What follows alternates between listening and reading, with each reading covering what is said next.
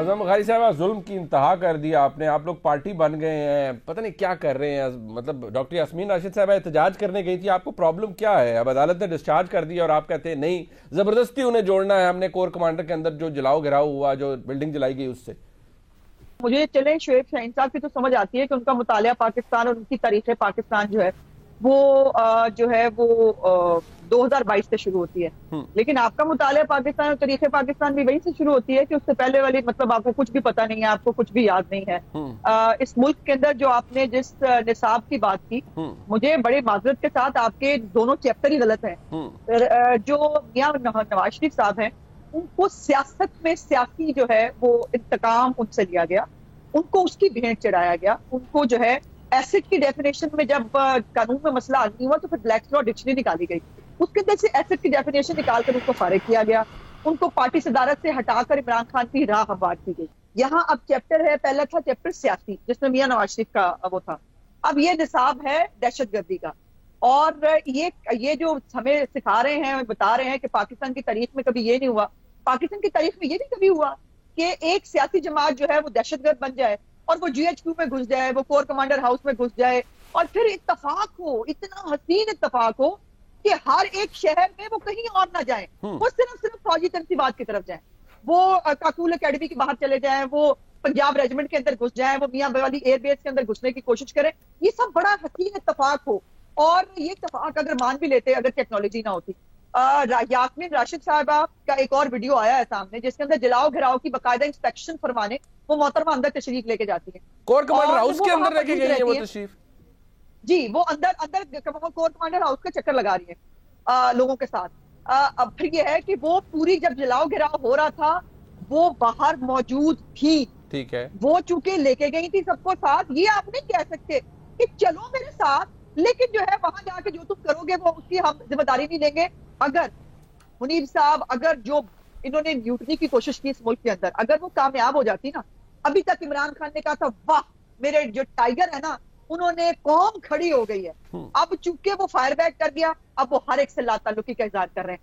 वो बच्चे जिनको आपने इस्तेमाल किया ना, उनके इतराफी बयान आ रहे हैं, वो बता रहे हैं कि हमें कैसे यास्मीन राशिद, एजाज चौधरी, हमाद अजहर वगैरह हमें लेके गए थे और हमें कहा गया था कि कोर कमांडर हाउस में जाना है, फिर पहली दफा गए।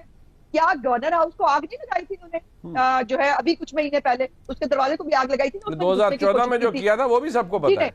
जी, वो मैं उसकी उधर तो मैं जा ही नहीं रही ना, क्योंकि मुतालिया पाकिस्तान तो वहां से शुरू नहीं होता, उससे पहले तो पाकिस्तान की तारीख है ही नहीं, 1922 से पहले तो मैं 22 की बात कर रही हूँ। उसके बाद 22 के अंदर ही हुआ कि दिल्ली शाह का जब वाकया हुआ, तब जो है तब भी हसान न्याजी साहब जो अपने मामू साहब की शय के ऊपर, वो भी पूरा प्रोसेशन लेकर जो है वो कोर कमांडर हाउस की तरफ चले गए, और वहां पर सामने टैंक थे तो वापस आ गए। पहले तो शेख शाहीन साहब सब अपनी मालूमात दुरुस्त फरमा लें कि पुलिस वालों को फेंटी पड़ी है वहां पर, वो चूंकि उनके पास फायर आर्म्स नहीं थे, उनके पास सिर्फ डंडे थे। आपने क्या शेख शाहीन साहब, आपने वहां पे गाड़ियां जलती हुई नहीं देखी, आपने पुलिस वालों को जख्मी नहीं देखा, आपने एक SP की आंख जाया होते नहीं देखी, आपने सब ये वहां नहीं देखा, वो सब जो है वो आपको नजर नहीं आया। दूसरी तरफ यह है कि यास्मीन राशिद साहबा की एक ऑडियो जो है वो आपने सुनी है, कोई मिनहास साहब है उनके साथ, वो कह रहे हैं चलो हम तुसी जो करना सी कर लिया, हुण वापस आ जाओ। पूछ रही है इसी हुण उत्थे रहिए कि वापस आ जाइए, उन्हें कहा नहीं जो तुसी करना सी हो गया, हुण वापस आ जाओ तो हुण लिबर्टी आके बह जाओ। तो जो उन्होंने करना सी वो क्या कर दिया था, वो हो गया था ना जो हो गया। उसके बाद ये इनका आर्गुमेंट ये, इसका जवाब दे दें, इसका जवाब, उनका आर्गुमेंट ये है कि इनकी जो प्रेजेंस है वहां पर, उससे आप ये नतीजा अख्ज़ नहीं कर सकते कि इन्होंने जलाओ गिराओ के अंदर लोगों को उकसाया, कोर कमांडर हाउस जलवाया। ये आप डॉक्टर यास्मीन राशिद पे नहीं डाल सकते, ये पाकिस्तान तहरीक इंसाफ का और शोएब शाहीन साहब का मौक़िफ़ है।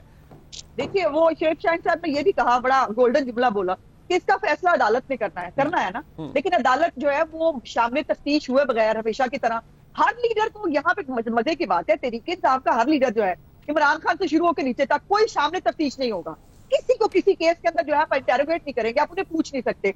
ऑडियो वीडियो की जो है वो उन्होंने उनके साथ मैचिंग करनी है, नहीं उसको डिस्चार्ज करते। बाकी जो रिकॉर्ड फॉरेंसिक का मौजूद है उसको वो बिल्कुल वो करने। फिर जो मैं बता रही हूँ, यार चौधरी जो है उनकी ऑडियो मौजूद है ना बेटे के साथ, हमने कुछ नहीं छोड़ा, हमने गमला तक नहीं छोड़ा, उसका क्रेडिट ले रहे थे ना आप, आपको सब पता था ना। और सबसे इंपॉर्टेंट बात है, पूरे जलाओ घेराव के दौरान यास्मीन राशिद वहां मौजूद थी, अपनी सरपरस्ती में ये सब कुछ करवा रही थी, और करवाने के बाद जब उनको सेटिस्फेक्शन होगी कि कम हो गया है, तो फिर वो जो है वो वापस आई। मतलब आप कह रही हैं यास्मीन राशिद साहिबा ये जलाओ गिराओ करवा रही थी खुद, आप ये कह रही है ना?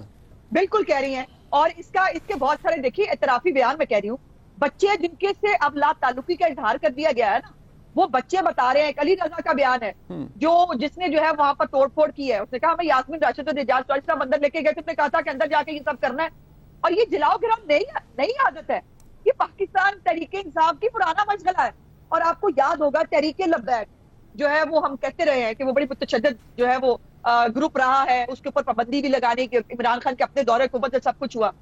कोई पॉलिटिकल पार्टी आज तक पाकिस्तान की हिस्ट्री में अपने वजीर आजमों को फांसी चढ़वा दी, अपने वजीर आजमों को जला वतन करा लिया, अपने वजीर आजमों को हाई जैकर बनवा लिया, अपने वजीर आजमों को 3-3 दफा जो है वो साजिशों के तहत दहशतगर्दों की नजर हो गई। कभी इधर नहीं गया, कोई कभी इधर नहीं गया। किसी ने कभी ये जुर्रत नहीं की इमरान खान को जलाओ घराओ करने की, बुली करने की। देखिए अगर 25 मई को, मैं माजरत के साथ कहना चाहती हूँ, अगर 25 मई को इमरान खान को ना बचाया जाता, ये कह के कि हो सकता है इमरान खान को जो है पता ना चला हो, वो भी फिर मुतालिया पाकिस्तान में 22 का कर रही हूँ कि 25 मई 22 को अगर जो है जिस तरह इस्लामाबाद जलाया गया था, अगर उस वक्त इमरान खान की हिम्मत तोड़ दी जाती, इमरान खान को कटहरे में लाया जाता, तो ये ना होता।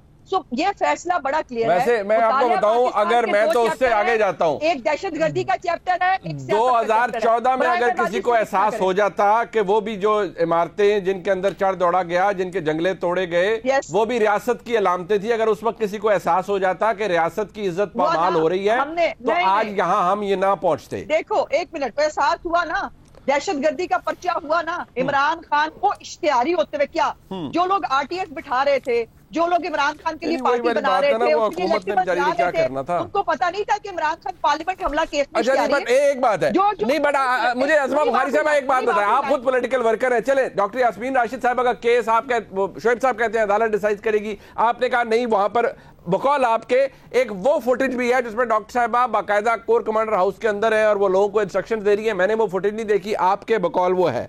चले अगर है तो सरफेस हो जाएगी, बट सवाल ये है कि हमाद अजहर साहब के वालिद बुजुर्ग शख्सियत हैं, 82 साल उम्र है, उनको उठा लेना, नदीम अफजल चंद के वालिद को उठा लेना, ये काहे का इंसाफ है? ये क्या शो कर रहा है? मतलब ये तो एक एक्ट ऑफ डेस्परेशन है जिससे किसी को फायदा भी नहीं होता, बल्कि इससे तो नफरत जन्म लेती है। ये काम, आप तो खुद वकील हैं, क्या इसकी गुंजाइश है हमारे मुल्क में आईनी कानूनी तौर पर?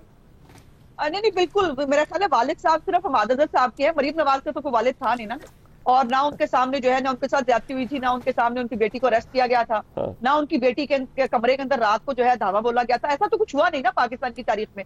ना फरियाल तालपुर के साथ जो है वो चांद रात को उनको उठाकर अस्पताल से ले जाया गया था, ये तो कभी हुआ नहीं। लेकिन वही वाली बात है ना कि पहले गलत हुआ तो क्या अब भी गलत हो जाए? आप इसी पे आ रही हूँ, और मेरी गुजारिश ये है कि हमाद अजहर साहब इंकलाब लाने निकले थे ना, उनको हकीकी आजादी चाहिए थी। अभी भी ये एक तरफ अमेरिका को हमारे मुल्क के अंदर जो है वो मुदाखलत की दावत दे रहे हैं, दूसरी तरफ अभी तक हकीकी आजादी का लफ्ज इस्तेमाल करते हैं। किससे आजादी चाहिए इनको? कोर कमांडर कोयटा का जब प्लेन क्रैश हुआ था, याद है ना आपको, इन्होंने क्या कैंपेन चलाई थी, उस शहीद को भी नहीं बख्शा था। सो इनको जो नफरत इनके अंदर इमरान खान ने इंजेक्ट की थी ना, वो नफरत का अमली मुजाहरा आपने उस दिन देखा। अब मेरी गुजारिश ये है कि हमाद अजहर साहब बहुत, उनको बड़ा शौक है ट्विटर पे भाषण देने का, असलम इकबाल है, मुराद सईद है, ये सारे बैठ के ट्वीटें कर रहे हैं, इंकलाब ला रहे हैं, लोगों को उकसा रहे हैं, और वो उनको बाहर निकलने का मशवरा देते हैं, खुद बाहर क्यों निकलते? ठीक, हमें शर्म आ रही है कि इनके वालिदैन के साथ बुरा हो रहा है, इनको शर्म क्यों नहीं आ रही? ये आके क्यों नहीं शामिल? ये मजलूम है ना, ये मजलूम है, ये बेगुनाह है। शामिल तफ्तीश हो जाए, अपने आप को बेगुनाह साबित कर रहे हैं। शामिल तफ्तीश शोएब साहब, ये जो लोग मफरूर हैं, आप रियासत को कुचले पैर के नीचे, आप फौजी तनसीबात की जो है वो ऐसी की तैसी कर दें, शोदा की यादगारों को आप अमाल कर दें, लेकिन आपको पूछा ना जाए। अच्छा, वैसे अगर आप भी बहुत मासूम है शोएब शाहीन साहब, तो हमाद अजहर साहब, मियां असलम इकबाल साहब, खैर हसाम न्याजी का तो सबको पता है वो क्या कर रहे थे, वो तो सबके सामने है। अफसोस होता है वो भी कह दे कि वो भी मजलूम है। हाँ नहीं, मैं वो तो उनकी वीडियो फुटेज मौजूद है, उसमें कोई क्या कह सकता है। जो वो कर रहे थे वो भी मैं समझता हूँ निहायत ही शर्मनाक हरकत थी। नहीं, वो दुरुस्त है, वो जो कर, मैं तो कह रहा हूँ निहायत ही शर्मनाक हरकत है, बल्कि बड़ी बाइस शर्मिंदगी है उनके लिए। हसन न्याजी ने मुनीर पीआईसी भी जलाया हुआ है। जी, मुझे याद है, मुझे याद है, वो वकला सारे घुस गए थे, मुझे बड़ी अच्छी तरह याद है, मुझे याद है। लेकिन वो बाबू का भांजा है, उसको भी अदालतें उतने फेवर देती हैं। चले वो खैर नहीं, वो तो अब फिलहाल मफरूर है ना।